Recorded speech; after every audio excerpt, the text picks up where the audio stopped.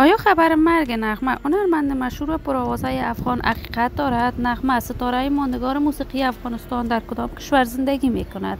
مصروف چه کاربار بوده است؟ و گفتنی های تازه شفیق مرید دامادش. من در این ویدیو پیرامون حقایق همین ماجرا خواهم پرداخت، پس در ادامه با کانال دنیا اینفو باشید.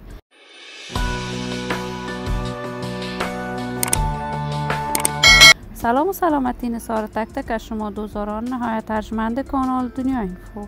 شما را خوش آمدید میگم به یکی دیگر از ویدیوهای جذاب و دیدنی این کانال. اگر دوست کانال دنیا اینفو باشید، پس برای حمایت بیشتر از این کانال علامت سابسکرایب را فشار دهید تا بیننده ویدیوهای جذاب و دیدنی کانال دنیا اینفو باشید.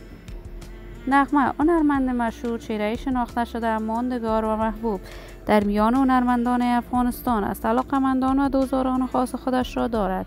نغمه ستاره ماندگار موسیقی افغانستان از سن نوجوانی علاقه فراوان به سرودن آهنگ داشت. آهنگ‌های بیشماری تاکنون سروده است. آهنگ‌هایش مورد حمایت گسترده افغان‌ها قرار گرفته است.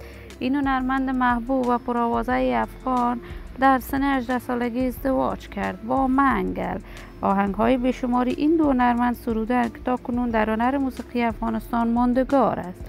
اما در سال 2006 نغمه از منگل همسر اولش جدا شد و باری دیگر در کشور امریکا ازدواج کرد. ازدواج دوم نغمه هم ناپایدار بود. تازه تصاویر نغمه در صفحات مجازی دست به دست می شود که گویا این هنرمند وفات کرده است. این همه در حالی است که نغمه هنرمند خوب کشور مدت طولانی است که دیگر به کارهای هنر موسیقیش نپرداخته است و کاملا از راه هنر موسیقی بدور بوده است.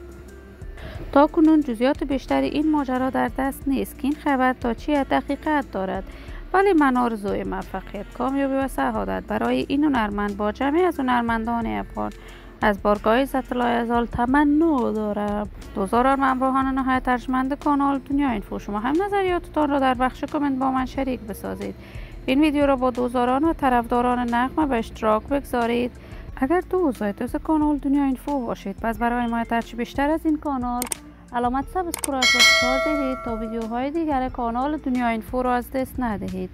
تا درود دیگر شما نازنینان را بر لای منان امانت گذاشته موفق کامیاب باشید.